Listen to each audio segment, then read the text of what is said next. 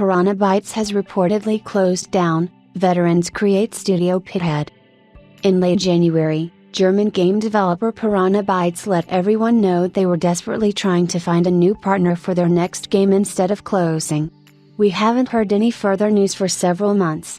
Today, however, Polish website CD Action reports that the studio has closed down at the end of June, which is when funding from parent company Embracer Group dried up for good. According to the report, the game Piranha Bytes had been shopping around was a dark fantasy RPG made with Unreal Engine 5. Piranha Bytes was founded as an independent studio in 1997. It was subsequently acquired by Media in 1999 and then by THQ Nordic 20 years later. The studio has always focused on making open-world Western-style role-playing games. Its most popular franchise is certainly the first one, Gothic, which has a sizable fanbase waiting for the remake of the first installment, handled by another studio inside THQ Nordic.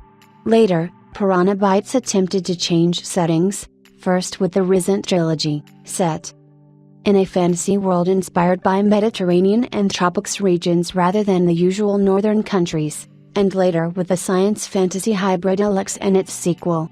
Unfortunately, their most recent games were not quite as successful as Gothic, which led to the shutdown.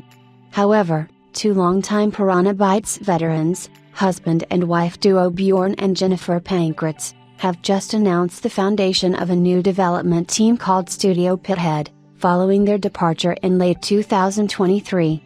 According to the message received by German magazines, the couple aims to develop unique and immersive indie games that are dark action, adventure titles with horror and RPG elements as well as deep stories.